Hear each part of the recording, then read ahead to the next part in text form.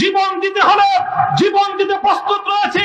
সন্তানদেরকে যদি এতিম করতে হয় সেজন্য আমরা প্রস্তুত রয়েছি। স্ত্রীদেরকে যদি বিধবা করতে হয় সেজন্য আমরা প্রস্তুত রয়েছি। মায়ের বুক যদি আমাদের খালি করতে হয়, আমাদের মায়েরা বুক খালি করে চোখের অশ্রুতে তাদের কলিজার টুকরা সন্তানদেরকে মাটির নিচে খোদার হাতে সুপর্দ করবে। কিন্তু ইসলামের জন্য, ইসলামের বিপক্ষ কোন শত্রুর সাথে এক মুহূর্তের জন্য আপোষ করতে প্রস্তুত নয়।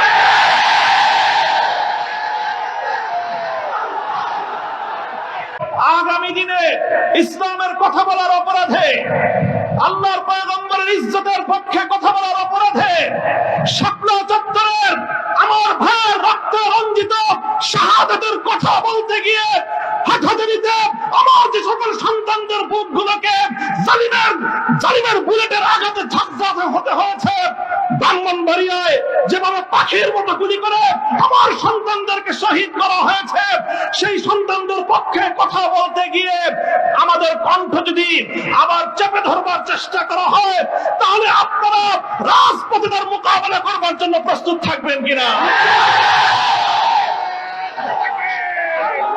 বাংলাদেশে কারাগারে সর্বমোট আসন হলো 70,000। কয় হাজার? আমরা শাপলা চত্বরে গিয়েছিলাম, কমপক্ষে হলো 20 থেকে 25 লক্ষ। 70,000 হেফাজতের কর্মীরা কারাবন্দী হবে, কিন্তু জালেমের সামনে মাথা নোয়াবে না। এই দেশের 1 ইঞ্চি মাটি নাস্তিক্যবাদ এবং ইসলাম বিদ্বেষের জন্য কারো হাতেই যারা দেবে না ইনশাআল্লাহ।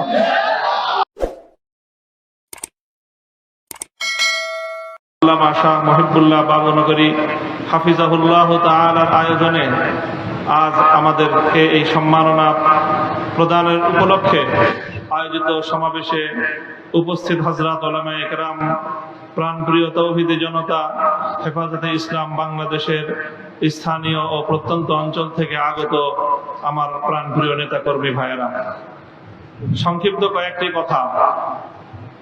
আমি এবং আমার সহকর্মী, আমরা আপনাদের ভাইয়েরা যারা দীর্ঘ কারাবরণ করেছি, কারাভোগ করেছি, আমাদের কারামুক্তির পর দেশব্যাপী আপনারা যে আবেগ এবং উচ্ছ্বাস প্রকাশ করেছেন, আমাদেরকে যে আপনারা সাহস জুগিয়েছেন, এর মাধ্যমে একদিকে আমাদেরও দায়িত্ব বেড়েছে, আর একদিকে আপনাদেরও দায়িত্ব অনেক বেড়ে গিয়েছে। প্রথমে আমি আমাদের দায়িত্বের কথাটা বলি। আলহামদুলিল্লাহ, আমাদের কষ্ট হয়েছে। আমরা এটা বলবো না যে জালিমের জিন্দানখানায় আমাদের কষ্ট হয়নি, তা না। আপনজন থেকে বিচ্ছিন্ন থাকা, স্বাধীনতার জীবন হরণ করে বন্দি খাঁচায় আমাদেরকে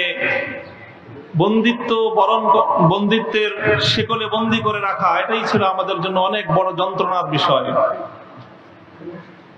সেই বন্দিত্ব থেকে মুক্তির পর দেশব্যাপী হেফাজতে ইসলামের নেতাকর্মীরা এবং সারা দেশের দলমত নির্বিশেষে সকল শ্রেণী ও পেশার তৌহিদি জনতা যেভাবে কারামুক্ত হেফাজত নেতৃবৃন্দকে উচ্ছ্বাসের সাথে, আবেগের সাথে বরণ করে নিয়েছেন, তাতে আমরা বুঝতে পারছি যে আমাদের আগামী দিনে আমাদের দায়িত্ব অনেক বেশি।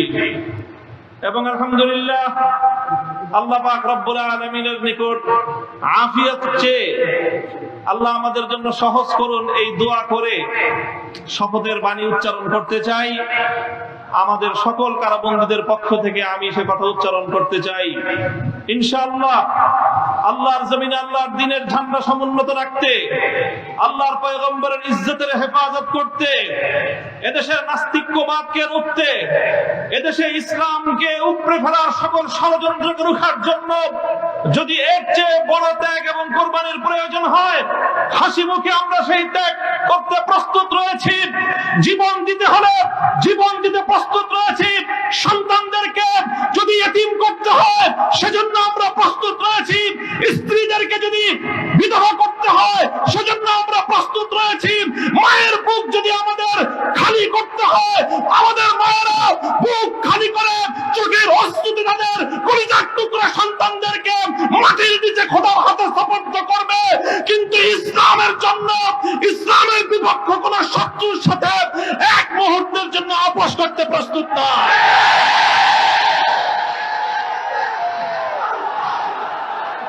সবাই কম, আমার স্পষ্ট পয়গাম, সব অন্যায়ের ক্ষমা রয়েছে, গাদ্দারি আর বিশ্বাসঘাতকতার কোনো ক্ষমা নাই। যারা গাদ্দার এবং বিশ্বাসঘাতক হিসেবে পরিচিত হবে, প্রমাণিত হবে, আগামী দিনে তাওহীদি জনতা তাদেরকে ঠাঁই দেবেন না ইনশাআল্লাহ।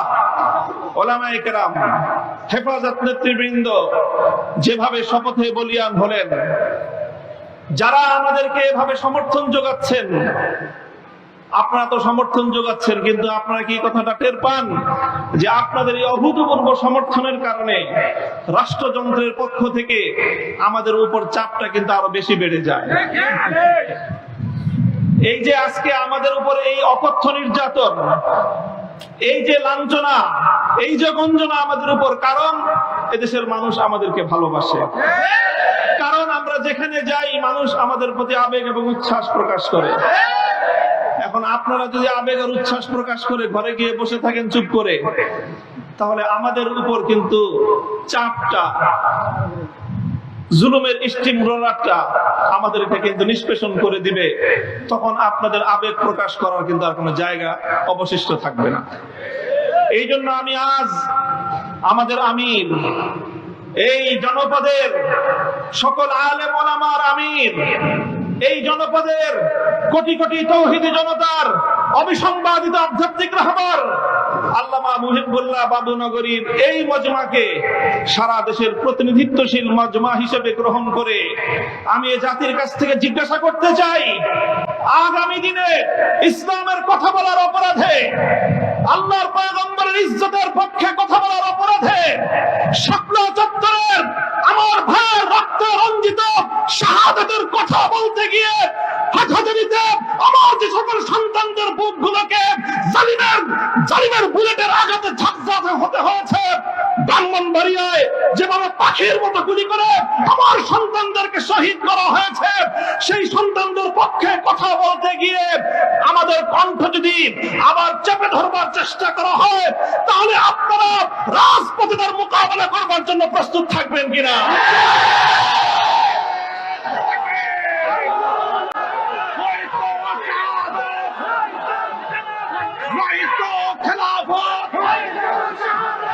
সংগ্রামী সাথী ও বন্ধুগণ,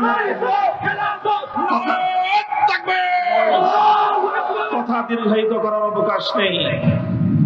আমি আমার দীর্ঘ কারাবন্দিত্বের সময়ে আল্লাহ পাক রব্বুল আলামিনের রহমতের উপর আমার আস্থা, অবিচল বিশ্বাস ছিল যে আল্লাহ রব্বুল আলামিন নতিজা ভালো করবেন, উত্তম ফলাফল আমাদেরকে দিবেন, সে আস্থা এবং বিশ্বাস ছিল।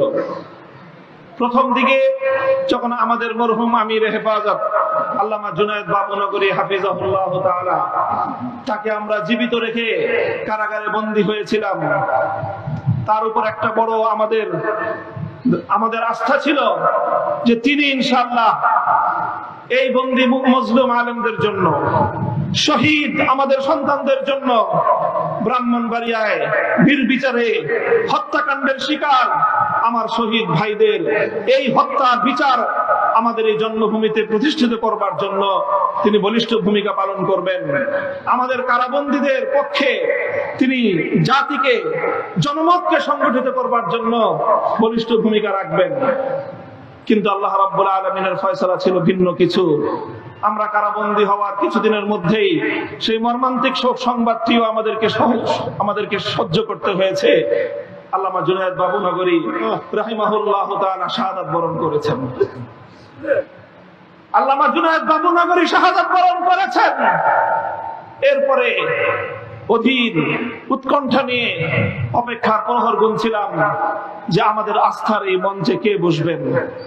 যখন জানতে পারলাম ওলি ইবনে ওলি, এই জাতির শ্রেষ্ঠ সন্তান, আস্থার মূর্ত প্রতীক আল্লামা শাহ মুহিবুল্লাহ বাবুনগরী হাফিজাহুল্লাহ তাআলা ইমারতের এই ঝান্ডা তিনি নিজ হাতে তুলে নিয়েছেন, সিজদায় শুকর আদায় করেছি, আস্থায় বুক বেঁধেছি। যে ইনশাআল্লাহ একদিকে তিনি আরশের মালিকের সঙ্গে রাতের বেলায় চোখের অশ্রু ছেড়ে তিনি এই সংকট উত্তরণের জন্য আল্লাহ পাক রব্বুল আলামিনের সাহায্যকে জমিনে টেনে আনবার জন্য চেষ্টা করবেন, অপরদিকে তিনি জীবন দিবেন, কিন্তু কোন জালিমের রক্তচক্ষুকে পরোয়া করবেন না, কোন জালিমের সামনে তিনি মাথা নোয়াবেন না। এই আস্থা ছিল এবং আলহামদুলিল্লাহ আলহামদুলিল্লাহ আমি আমার উপলব্ধি হলো এই যতটুকু আস্থা শুরুর সূচনাতে ছিল আজ পর্যন্ত আমরা আমাদের আমিরে হেফাজতের থেকে তার আচার আচরণ, তার ভূমিকা আমাদের আস্থার চেয়ে বহুগুণ বেশি পেয়েছি। আমাদের আমির আল্লাহর পক্ষ থেকে আমাদের জন্য অনেক বড় নিয়ামত।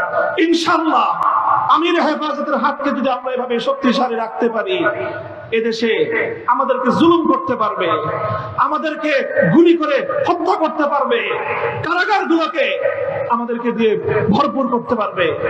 বাংলাদেশে কারাগারে সর্বমোট আসন হলো 70,000। কয় হাজার? আমরা শাপলা চত্বরে গিয়েছিলাম, কমপক্ষে হলো 20 থেকে 25 লক্ষ। 70,000 হেফাজতের কর্মীরা কারাবন্দী হবে, কিন্তু জালেমের সামনে মাথা নোয়াবে না।